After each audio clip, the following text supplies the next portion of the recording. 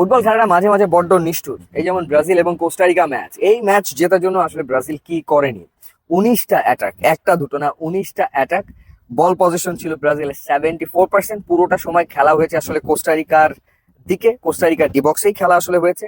Brazil pass complete করেছে 695টা, এবং তাদের নির্ভুল পাস হচ্ছে 90%। তো এই দুটো পরিসংখ্যান থেকেই তো আসলে বোঝা যায় যে প্রায় 700 পাস ব্রাজিল কমপ্লিট করেছে, এবং এর ভেতরে 90% পাস হচ্ছে অ্যাকুরেট। সো পুরো ম্যাচটা ব্রাজিলই খেলেছে, কিন্তু শুধু গোলটা করতে পারেনি। ইনফ্যাক্ট গোল যেটা হলো সেটা ভিআর এর কারণে বাতিল হয়ে গেল। মার্কুইনসের গোলটা কখনো ক্রস বারে গিয়ে বল লাগলো, কখনো বারের ওপর দিয়ে বল আসলে চলে গেল। মোট কথা হচ্ছে ভাগ্য ব্রাজিলের জন্য সুপ্রসন্ন ছিল না, সেই কারণেই ব্রাজিল কোস্টারিকার বিপক্ষে কোপা আমেরিকার ওপেনিং ম্যাচ, ব্রাজিলের যেটা ওপেনিং ম্যাচ, সেই ম্যাচটা তারা জিততে পারেনি। লাইন আপের যদি কথা বলি, ব্রাজিলের বর্তমান যে লাইন আপ, দুর্দান্ত লাইন আপ। নেইমার নেই ইনজুরির কারণে, স্কোয়াডে নেইমার নেই, মাঠে বসে তিনি খেলা দেখেছেন।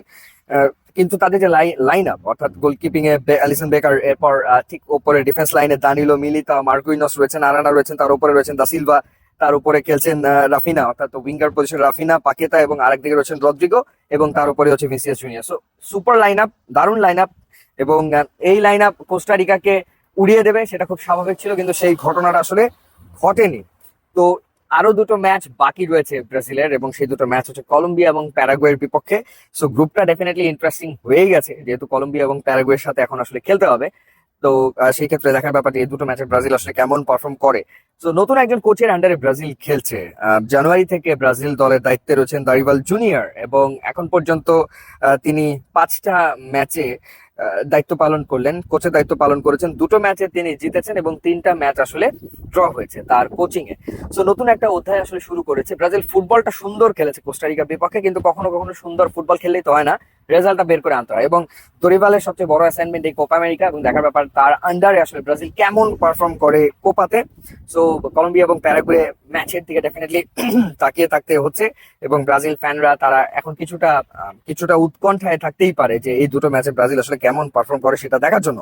এবার আপনাদেরকে জানিয়ে রাখি যে ডেফিনেটলি আপনারা ওয়ার্ল্ড কাপ তো কোপা আমেরিকা এনজয় করছেন, এবং ইউরো চলছে। খেলা নির্বিঘ্নে দেখতে চাইলে গ্রামীণ ফোনের মাত্র 106 টাকার যে প্লেপ্যাক স্পোর্টস প্যাক, সেটা আপনি সাবস্ক্রাইব করে ফেলবেন, এবং সেটা নিয়ে নিলে আপনি টি স্পোর্টস এবং সনি লিভ সাবস্ক্রাইব করে ফেলতে পারবেন। এবং ইউরো কোপা দেখার জন্য সবচেয়ে সহজ সমাধান হচ্ছে প্লেপ্যাক স্পোর্টস। মাই জিপি অ্যাপের অফার অপশনে যে এন্টারটেনমেন্ট অ্যাপটি ক্লিক করে প্লেপ্যাক স্পোর্টস প্যাকটি নিয়ে নিলে আপনি আরামসে আসলে খেলা দেখতে পারবেন। ইউটিউব এবং ইনস্টাগ্রাম লিঙ্ক দেওয়া আছে, আপনারা যদি যোগ দেন তাহলে খুবই খুশি হবো। And thanks for watching.